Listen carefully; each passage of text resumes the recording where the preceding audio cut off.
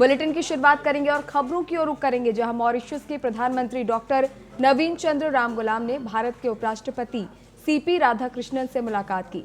इस मुलाकात के दौरान दोनों नेताओं के बीच भारत और मॉरिशस के पारंपरिक और ऐतिहासिक संबंधों को और भी मजबूत करने, सांस्कृतिक सहयोग बढ़ाने और इसके साथ ही विकास के कई क्षेत्रों में साझेदारी को गहरा करने पर चर्चा हुई है।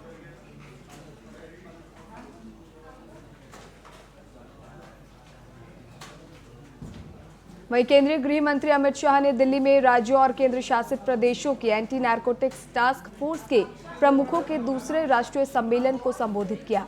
इस दौरान उन्होंने कहा कि ड्रग्स का सेवन न सिर्फ हमारी शारीरिक बल्कि मानसिक सेहत को भी काफी नुकसान पहुंचाता है। ये खास तौर पर युवाओं का भविष्य बर्बाद कर सकता है।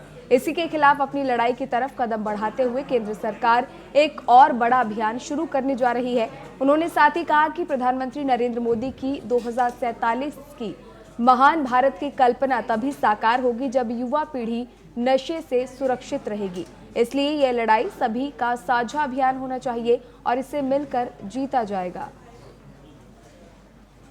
2047 में महान भारत की रचना की एक संकल्पना रखी। ऐसा भारत जो हर क्षेत्र में समूचे विश्व में सर्वप्रथम होगा, ऐसा भारत जो पूर्णतः विकसित होगा, ऐसा भारत जिसकी सुरक्षा की दीवारें इतनी अभेद होगी कि जिसको लांघने की कोई कल्पना ही न कर सके।